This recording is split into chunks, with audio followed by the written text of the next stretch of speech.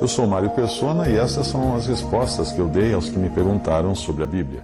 No ano de 2001, eu considero o ano em que minhas torres caíram, né? Porque caíram as duas torres, as torres gêmeas lá em Nova York, e abalaram o mundo todo. E foi no ano de 2001, em julho de 2001, que eu recebi meu aviso de dispensa na empresa onde eu trabalhava. Eu era diretor de comunicação e marketing de uma empresa de internet, e ela estava passando por dificuldades naquele momento e começou a cortar os maiores salários, né, dos diretores. Primeiro foram os diretores cortados. E eu estava entre eles. Então, de repente, eu estava desempregado. Já passei por isso também. Mas eu sempre tinha alguma atividade paralela. Por exemplo, eu era tradutor de livros técnicos para editoras e para empresas. Também traduzia textos técnicos de empresas. Então eu tinha alguma atividade e eu logo corri e acabei sendo convidado para lecionar em duas faculdades. Uma faculdade em São Paulo, de uma universidade em São Paulo, na Uninove, para dar aula de marketing para profissionais de internet. E uma faculdade na minha cidade, em Limeira, para dar aula de marketing também para alunos de administração.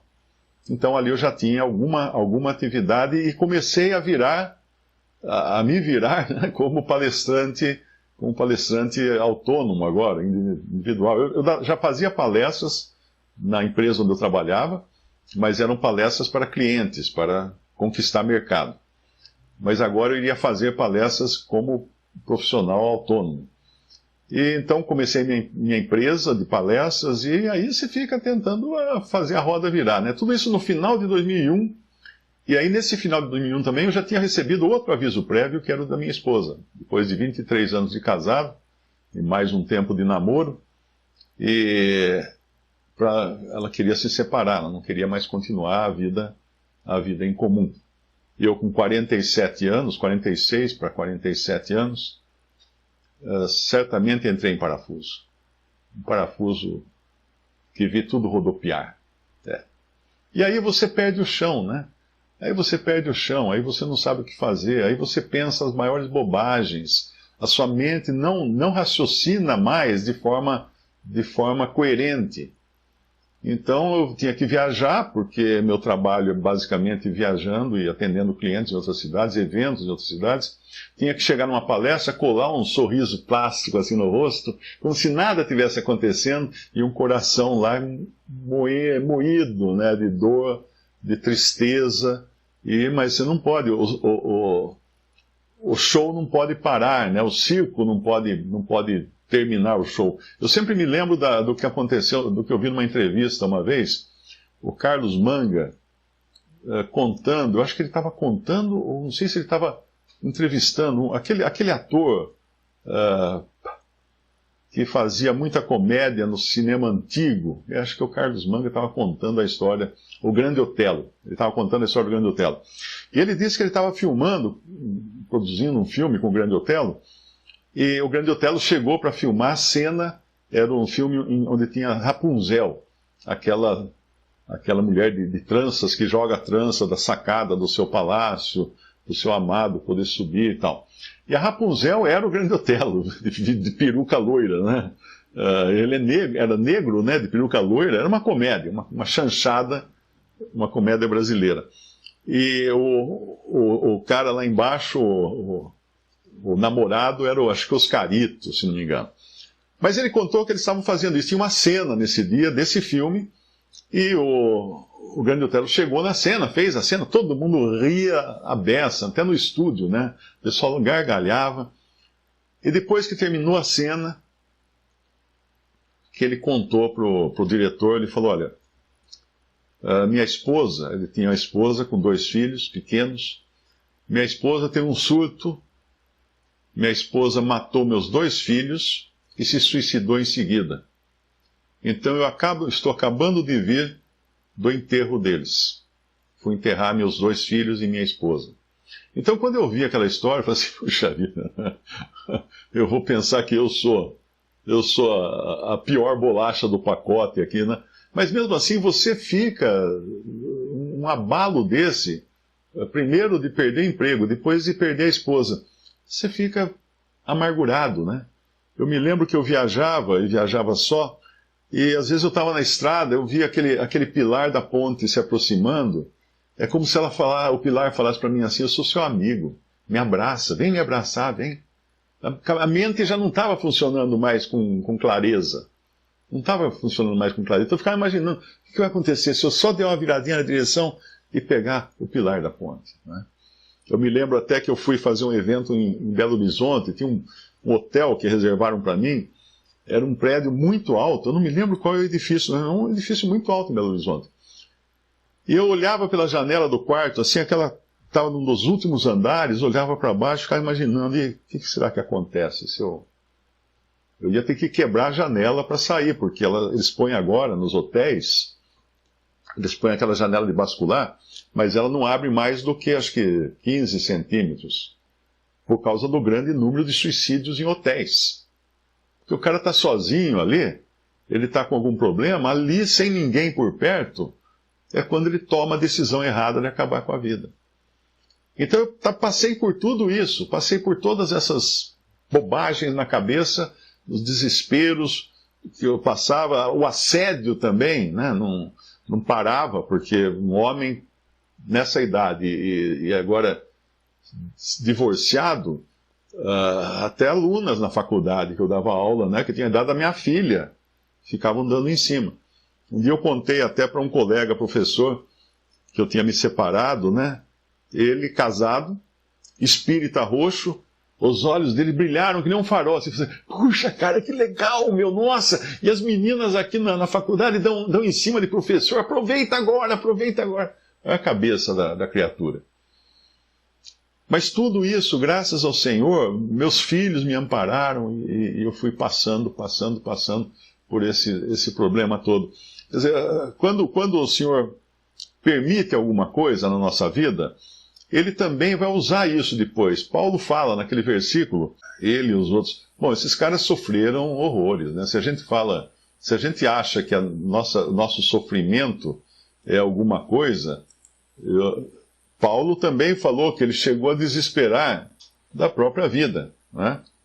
Em 2 Coríntios, capítulo 1, ele diz assim, no versículo 3, bendito seja o Deus e Pai de nosso Senhor Jesus Cristo, Pai das misericórdias e Deus de toda consolação, que nos consola em toda a nossa tribulação, para que também possamos consolar os que estiverem em alguma tribulação com a consolação com que nós mesmos somos consolados por Deus. Porque como as aflições de Cristo são abundantes em nós, assim também é abundante a nossa consolação por meio de Cristo. Mas se somos atribulados, é para a vossa consolação. Então ele fala do que ele passou e como isso contribuiu para que ele pudesse consolar também aqueles que estavam passando agora por coisas semelhantes. E ele fala, tem um versículo que ele fala, a continuação, no versículo 8, porque não queremos, irmãos, que ignoreis a tribulação que nos sobreveio na Ásia, pois que fomos sobremaneira agravados mais do que podíamos suportar, de modo tal que até da vida desesperamos. É isso, a pessoa desesperada da vida, ela não vê mais sentido em viver, em continuar vivendo. Mas já em nós mesmos tínhamos a sentença de morte, para que não confiássemos em nós, mas em Deus que ressuscita os mortos, o qual nos livrou de tão grande morte e livra, em quem esperamos e que também nos livrará ainda.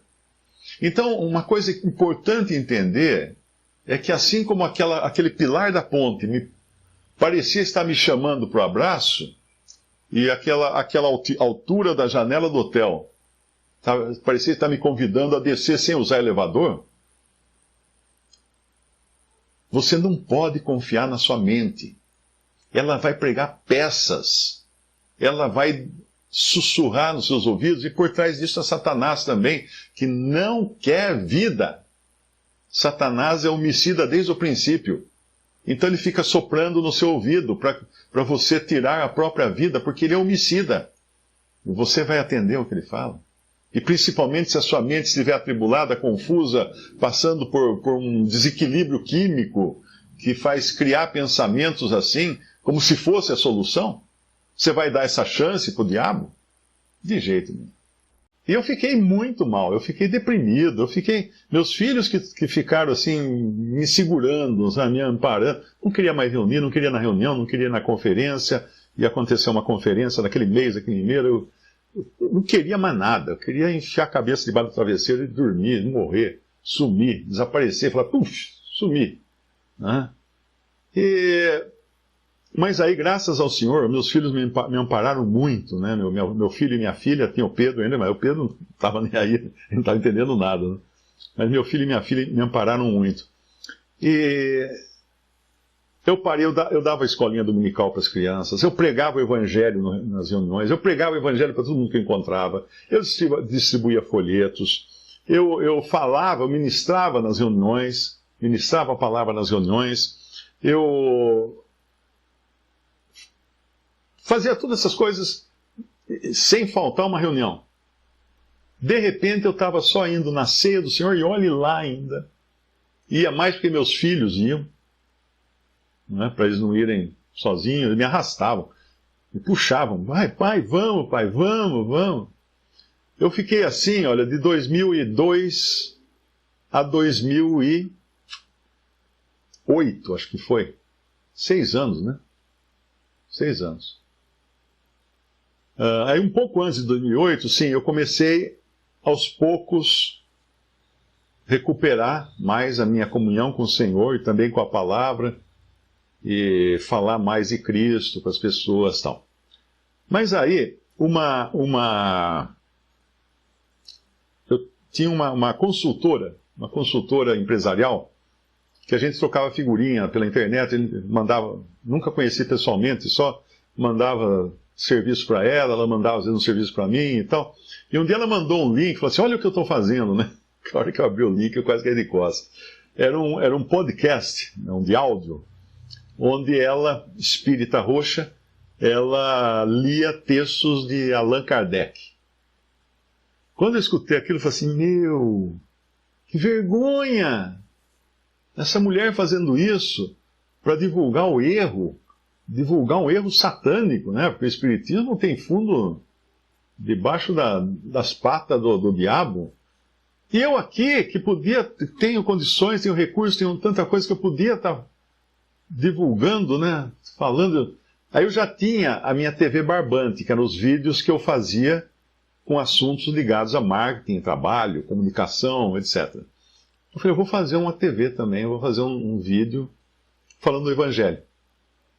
Aí tracei o plano, vídeos de 400 páginas, 400 palavras, aliás. Eu escrevia um texto com 400 palavras, bem resumido, bem enxuto, para caber em 3 minutos de fala. Eu media 3 minutos a fala. Depois eu gravava, né? No começo eu gravava com câmera ainda, acho que era de fita, câmera analógica. Depois comprei uma câmera digital, até chegar ao celular. Não tinha celular naquele tempo. Celular, pelo menos, desses que grava vídeos, não tinha. Isso foi em 2008. Junho de 2008. Comecei a publicar. Hoje eu olho para trás, eu penso assim, e se eu tivesse jogado fora a minha vida, naquele meu momento de estresse, de tristeza, de depressão, e se eu tivesse destruído esse corpo que Deus me deu? Se eu tivesse desperdiçado, o que teria acontecido? Hoje, o canal do Evangelho em 3 Minutos tem acho que 30 mil assinantes, ou 35 mil assinantes, mas o o canal do Que Respondi no YouTube, que foi depois uma consequência das perguntas e respostas e tal, tem mais de 500 mil de assinantes. Eu ponho um vídeo no YouTube de manhã, à noite já tem mais de 1000 pessoas que assistiram o vídeo. Eu pensei assim, que perda teria sido Se eu tivesse desperdiçado essa oportunidade, essa vida que Deus me deu, uma vida que é dele, ele me emprestou, para eu passar aqui na terra um tempo. Desperdicei muito desse tempo, fazendo coisas que não traziam nenhuma glória para Deus. E se eu tivesse encerrado de vez com a minha vida? O problema do ser humano é que tem vista curta. Esse é o problema do ser humano. Nós não enxergamos além. Se eu em 2002 eu enxergasse 6 anos à frente, eu veria algo que eu ia falar assim, uau, vai acontecer isso? Puxa, mesmo? Enxergasse um pouco mais, uau, 500 mil de pessoas vão estar acompanhando um canal de evangelho. Mas o problema é que a gente tem vista curta. Então às vezes nós tomamos uma decisão baseada no hoje, na situação que eu estou hoje, que está tudo ruim, não aguento mais, a minha vida não serve para nada, mas e amanhã? E depois? Deus enxerga o fim a partir do começo. Nós não podemos esquecer isso. Nós só enxergamos o começo, não enxergamos nem a metade depois. Então é muito importante nós entendermos que as coisas, principalmente esse final aqui, o final do versículo 13, né? O corpo não é para a prostituição, senão para o Senhor, e o Senhor para o corpo. Ele tem uma razão para cada um de nós aqui na terra. Ele tem um objetivo para cada um de nós. Pode não ser ter 500 mil de assinantes no YouTube, pode não ser virar um, como é que chama o nome chique, né? Digital influencer. Pode não ser um digital influencer, mas pode ser uma mãe na cozinha cuidando do bebezinho, que é precioso aos olhos do Senhor.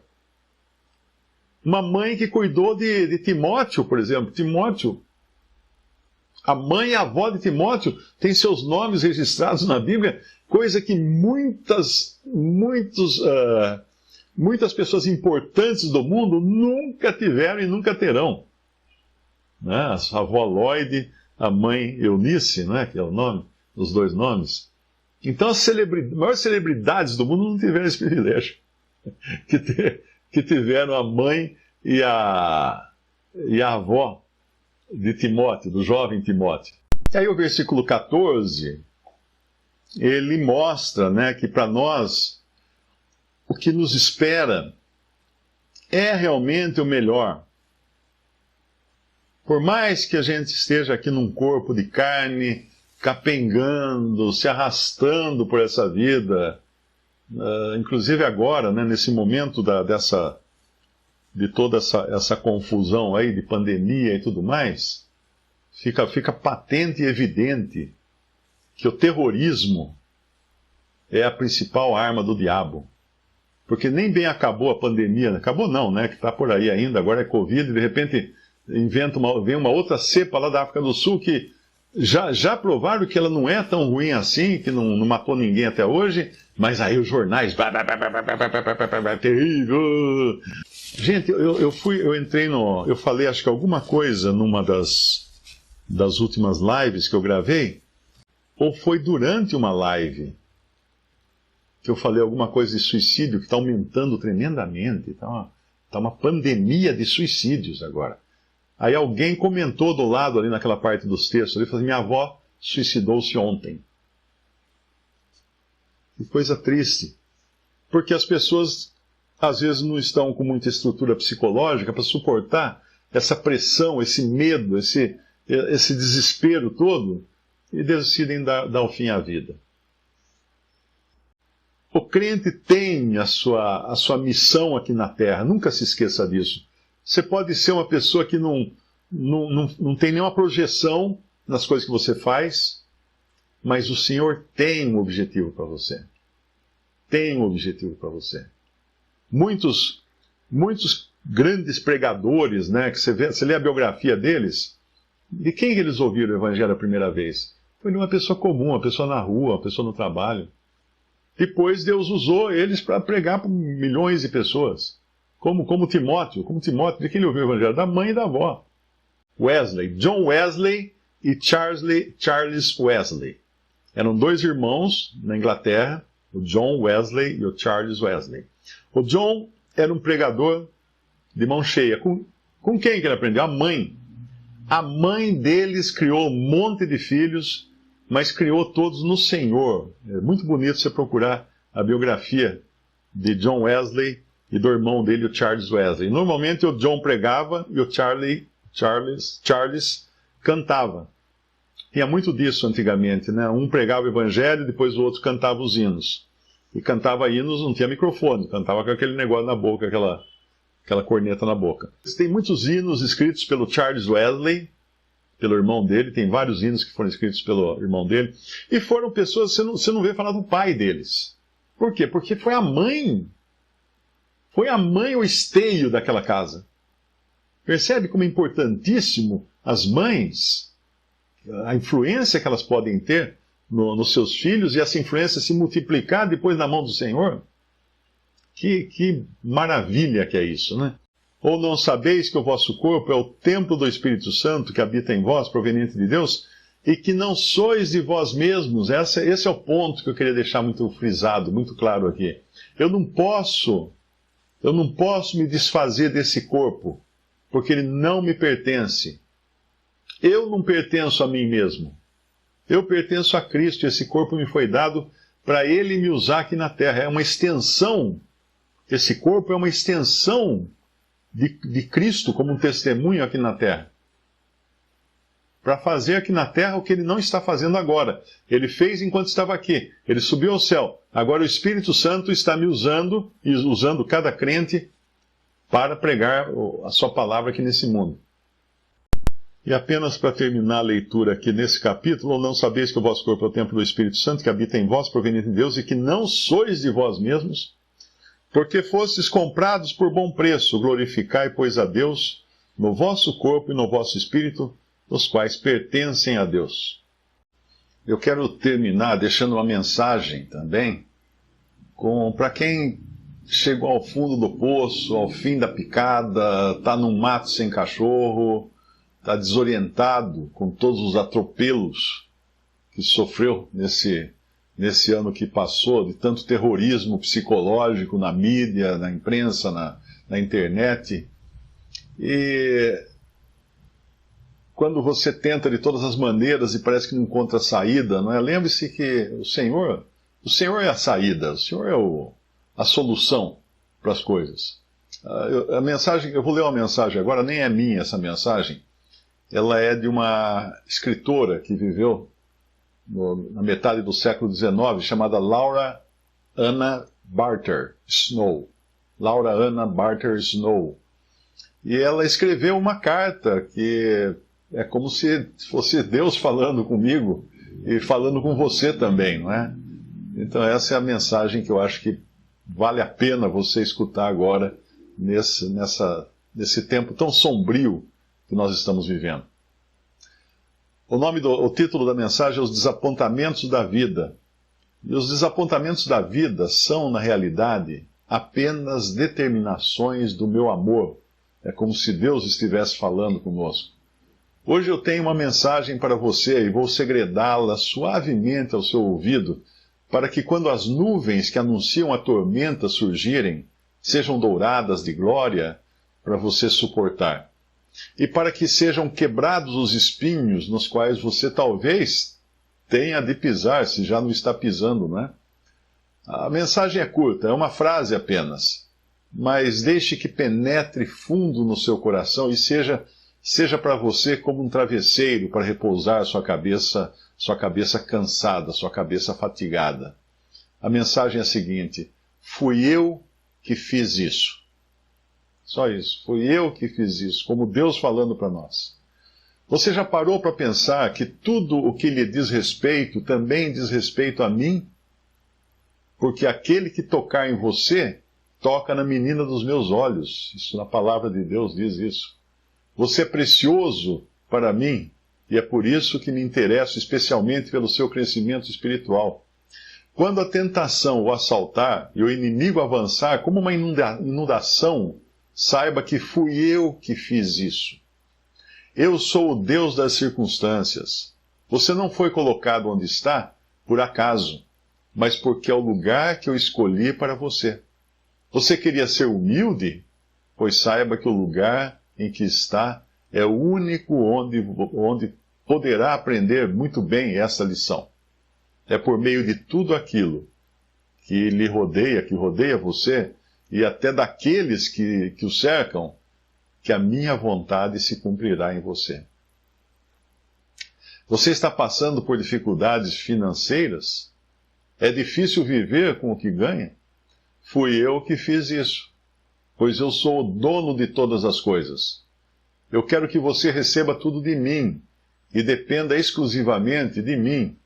As minhas riquezas são ilimitadas. Você está passando pela noite escura da aflição? Fui eu que fiz isso. Eu sou o homem de dores, que sabe o que é sofrer. Deixei que você ficasse sem qualquer auxílio humano, para que encontrasse em mim um consolo eterno. Fui eu que fiz isso.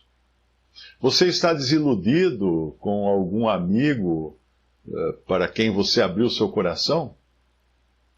Fui eu que fiz isso. Permiti esse desapontamento para que você aprendesse que sou eu o seu melhor amigo. O único que o livra de cair, que luta as suas lutas, combate os seus combates. Sim, sou o seu melhor amigo e quero ser também o seu confidente. Alguém disse coisas falsas a seu respeito? Não se ire, aproxime-se de mim. Esconda-se debaixo das minhas asas, longe de qualquer discussão, pois eu farei sobressair a sua justiça como a luz e o seu juízo como o meio-dia. Seus planos foram frustrados, você se sente esmagado, abatido. Fui eu que fiz isso. Acaso não foi você quem fez os planos e depois pediu que eu os abençoasse? Pois sou eu quem quer fazer os seus planos. Eu cuidarei de suas responsabilidades, pois são pesadas demais para você. E não, você não poderia levá-las sozinho. Você não passa de um instrumento. Aprenda isso. Alguma vez você desejou muito fazer uma grande obra para mim? E em vez disso, acabou num leito de sofrimento e dor? Fui eu que fiz isso. Eu não podia prender a sua atenção de outra forma, enquanto você estava tão ativo. Eu quero lhe ensinar algumas das minhas lições mais profundas. Somente os que aprenderem a esperar pacientemente é que podem me servir.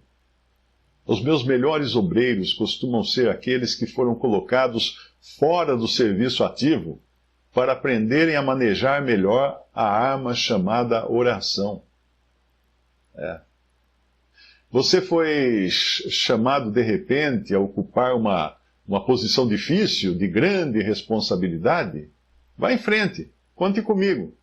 Eu estou colocando você nessa posição cheia de dificuldades, simplesmente porque eu quero abençoá-lo em tudo aquilo que você fizer. Eu ponho hoje em suas mãos um vaso de azeite.